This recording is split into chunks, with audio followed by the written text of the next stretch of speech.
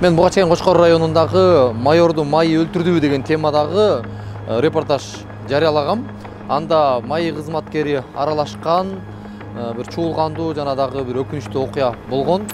Аны аябай эме мыкасылык менен салган. Лобовойн кири экен. Ошого байланыш. Жында адам өлүп атат. Арналсындар тез калды. Кайык. Мурдагы милиция кызматкери кайтыш болгон. Ошол күндөн ушул күнгө чейин маркумдун жакындары чындык издеп ар кайсы жакка эшик каккылап келген. Бирок кечээ 28 октябрь күнү Саяков Жыргал сот тарабынан 2 айга башкаруу чарасы каралып, 2 айга камакка алынган экен. Анын кайтыш болушуна себепчи деп маркумдун жакындары ушул жакта эле иштеген майы кызматкерин айыптоодо. Бурдум сени. Барбы? Жардам сурап атат. Тээп салды, мен тээп салды, чыдап атам. Жардам бергилечи деп атат. Өзүм ушул балдарды жумушка алып, мен жумушка кое албайм. Эчтекеси жок, сопсонун деп бизди алдап атпай, ошентип бир кишинин өлүмүнө ушулар себепкер болуп атат, ошо врачтарчы.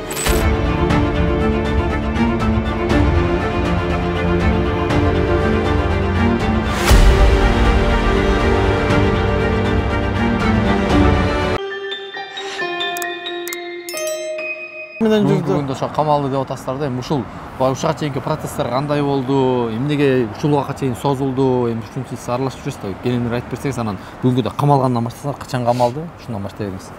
Так, көчөгүн ончасылы числону? Көчө күнү 29 болду. 28 күнү камалды. Каяк камалды? Эмети Гвайный прокуратура. Ушулар камалды. 29 күнү. 29 күнү камап, анан 28 күнү. 29 күнү анан саат 3-тө Первомайский сотто жанагы башкаруу чарасы каралып, тергөө өткөнгө чейин деп 2 айга камакка алынды депчи. А эмнеге башкы военный прокуратура эмнеге ГКМБ эмес? Буга чейин иш ГКМБ эмес беле? Буга чейин иштеген ГКМБ болду 10 ай бою. ГКМБ деген Нордун ГКМБси 10 ай бою ишти жабапкерчиликте, кылмыштын бетин жашырып жабапкерчиликте да. Бул жерде жалгыз эле ГКМБнын тергөөчүлөрү эмес. Ошолор жанагы кылмыштын бетин жапкан врачтар, ошолорго кылмыштын бетин жапкан адамдардын баардыгы мыйзамчылыгына жооп бериш керек да. Эксперттер мисалы бир эле Саяков эмес. Бир эле Саяков эмес. Башкалар дагы жооп бериш керек. Себептен деген эксперт деген башында деген сүйлөшүүнүн негизинде деген дегеле жүрөгү оорубаган энемди инфаркт. Жөн эле инфаркт деп жазбайт, повторный обширный инфаркт деп атат. Вскрытие болуп атканда деген ошол кезекте деген өзү жүрөгүн ачып, клапандарын ачып атканда эч кандай кан уйган эчтеке жок, инфаркт деген жок, таза жүрөк деп өзү жүрөктү колуна кармап алып туруп сүйлөп атат дагы. Анан кийин анан 1 айдан кийин анан вскрытие жасап бүтүп, анан 1 айдан кийин заключениясына инфаркт деп чыгарып келип атат. Баш сөгүн аралады, ошондо деген башын 4 часка бөлүп, мээсин ачып туруп карап көргүлө, гематома болуп калбасын десем, ага эксперт атказ берип койгон. Андан кийин эртеси мен деген көчөнү экспертке вскрытие кылдыңыз. Эми өлгөндүк тууралуу причиналар эмне ошол тууралуу справка бербейсизби деп, мына ушул күнгө чейин бербей койду да эксперт деген. Себептен деген ал эксперттин кызыкчылыгы болуп атат да, бул жерде өтө кызыкчылык. Экспертти дагы баягы жоопкерчиликке тартуу боюнча талабыңыз бар экен да. Бул жерде эксперттерди жалгыз эле тиги Кочкор эмес, ошол Кочкордун эксперттерин колдоп келген республикадагы эксперттер дагы жооп берсин. Врачтар деген эмне үчүн ошондо первый помощь көрсөтпөйт? Ошол кезекте ушундай жан айласы кылып туруп больницага барып атат. Ошол кезекте жанагы Алиева Бактыгүлден рентгенологдун баласы Нурсултан Мырзабеков деген жигит тоже ада ГАИде иштейт. Ошо мамасы ошол күнү чогуу болуп атат да. Чогуу болуп атканда мамасы ошо баласын сактап калам деген максат менен рентгенге тартып туруп, мутный чыгып калыптыр, эч кандай сыдың жок деп кагаз жазып берип атат. Түн ичинде жазып берип атат саат 10-до. Эртеси этиң менен 8-9 иним реанимацияга барган кезекте закрытый перелом деп жазып атат. Закрытый перелом экенин кантип билди? Көрдүңүзбү, бул жерде деген врачтардын дагы өтө чоң кызыкчылыгы болгон. Далгелбестиктер көп дейсизби? Далгелбестиктер көп, өтө көп. Бул жерде анан ишти кайсы учурда военный прокуратура алды? Анан эмне себептен алды? Ишти деген бизде деген былтыр 2023-жылы 13 декабрь күнү эртең менен бир туган энем кайтыш болду да. Анан ошол күндөн баштап ГКМБдагылар, мисалы ГКМБга деген мисалы роддун начальниги менен Кочкордун прокуратурасы по факту иш козгоп туруп ГКМБга өткөрүп берсе болмок. Бирок ал жөнүндөгү кагаз менен документти көрө алган жокмун. аны көрө алган жокмун. Себептен мен карап аттым да документтердин баарын. Андан кийин ошол күндөн баштап ГКМБ 10 ай бою кылмыштын бетин жапканга ушунчалык аракет кылышты да. Аябай аракет кылышты. Себептен да утур токтоо менен кыскартып салат. Анан ошол токтоо менен кыскартып аткан учурда Саяков Чыргалбек деген ортодо больницага жата калды. Давлениясы 200-төн ашып 200 болуп атат деп мына менде историясы турат. Андан кийин ар кайсы ичинен барып туруп подделка больничныйлерди алып жүрдү. Анткени тергөөдөн качып жүрдү.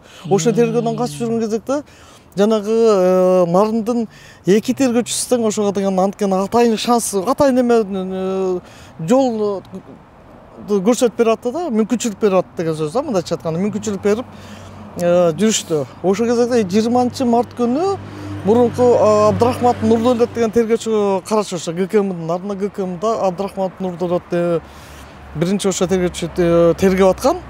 Ал болсо 20-март күнү телефондо Саяковго чалып атат. Биз сага жакшы шанс бербедикпи? Эксперттин заключениясы сен тарапка чыккан жок. Эми 4 күн убактыңыз бар. 4 күн ичинде жумуштарды бүтүрүп келиңиз болсо аны кылмайм деп. Аны мен ошо жерден уктум. Угуп эле мен ошо тергөөчү Абдрахмановго бардым, начальнигине кирдим. Начальник айтты, сен чалганың чынбы? Ушинтип айттың беле десе, ооба, мен ошентип айтканым чын. Эмне себептен десе, анткени бул тиги Тургуналиев менен Токтогожаевдин адвокаты менин маңдайымда турган. Анан кийин чал дегенде мен ошон үчүн чалгам деди. Мен ошол кезекте тергөөчүгө суроо бердим. Сиз эмне үчүн өзүңүздүн башыңыз менен иштебейсизби? Эмне тиги адвокат айтты эле тиги телефон аркылуу сүйлөй бересизби? Бул жерде деген сиз деген ошол мүмкүнчүлүк берип атпайсызбы? Өзүңүз чалганда айтып атпайсызбы? Туурабы десем, ооба. Ушунтип айтканыңыз чын беле десем, ооба деп атат. Анан 21 күнү, 20 күнү чалып атат. 21-март күнү 15 кишини ичитип менин бир тууган инимдин үйүнө Куран окутуп барып атышпайбы?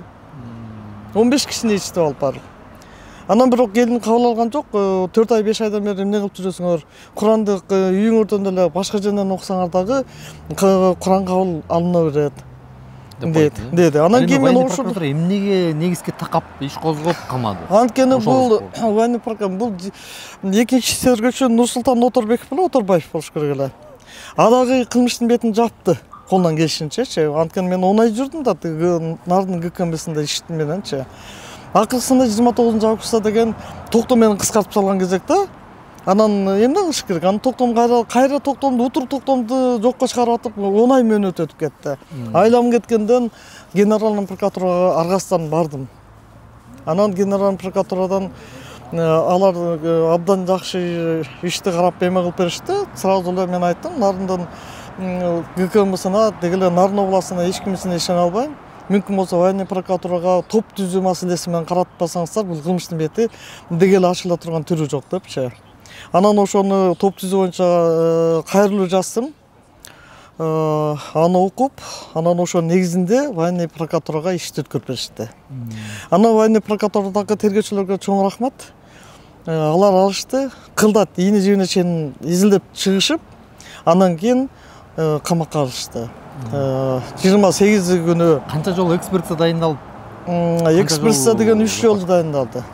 Биринчи областта, анан кийин комиссион, анан комплекстик экспертиза болду.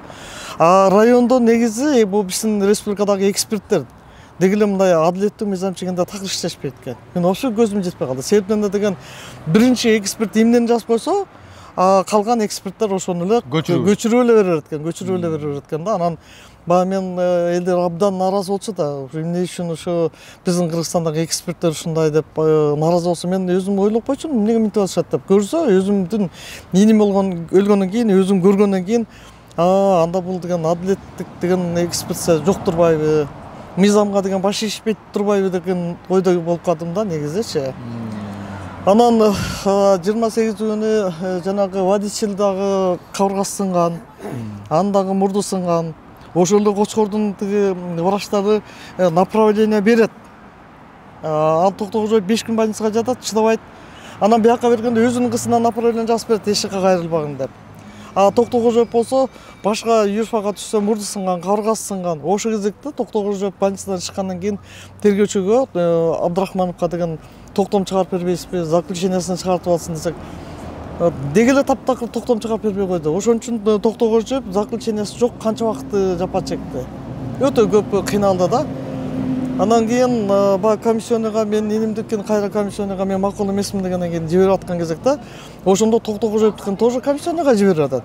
Неге кантип жиберип атат? Бир жерде мыйзам бузуулар көп да. Биринчи заключениясы чыга элек болсо, ал Кочкордун мисалы эксперти 5 күн жатып, анан ошо эксперттен врачтан сураш керек болчу да. Бул өзү эле кетип калдыбы же сиз направление бердиңизби? Направление берсе, анда больницадан чыксын. Анан заключение чыгарын деш керек болчу да. Кочкор районунда баардык органдардан чоң мыйзам бузуучулук болгон экен да. Өтө чоң мыйзам бузуучулуктар болуп атпайбы? Сиздин азыр эми Анан баягы мыйзам чегинде камалды деп жатасыздар.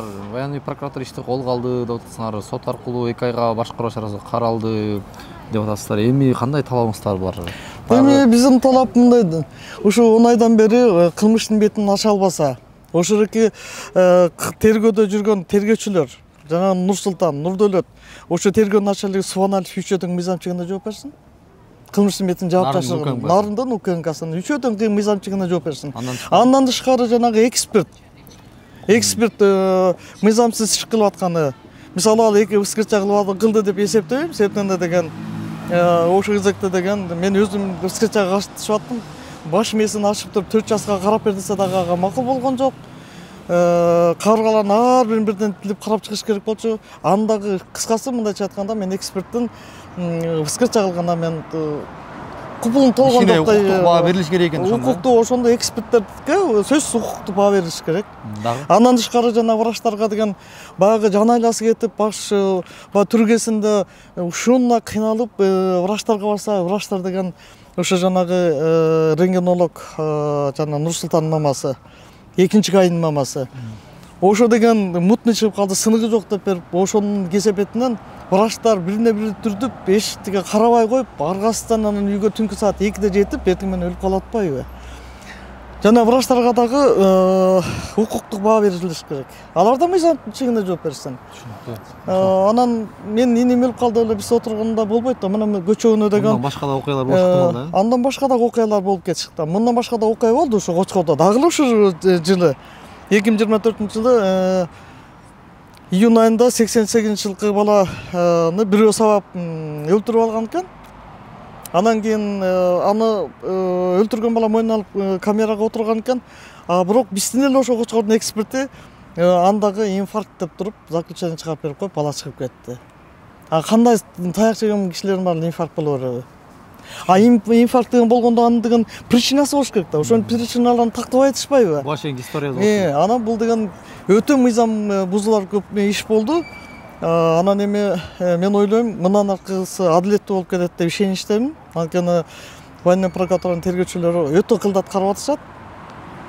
Ошо жыйынтык чыгарып берет деп ойлоп атам. Көчөгүнө 29-унда Первомайский сотко баш коргоо чарасын кароо боюнча сот болду. Анан тергөө бүткөнгө чейин 2 айга камакка алынды.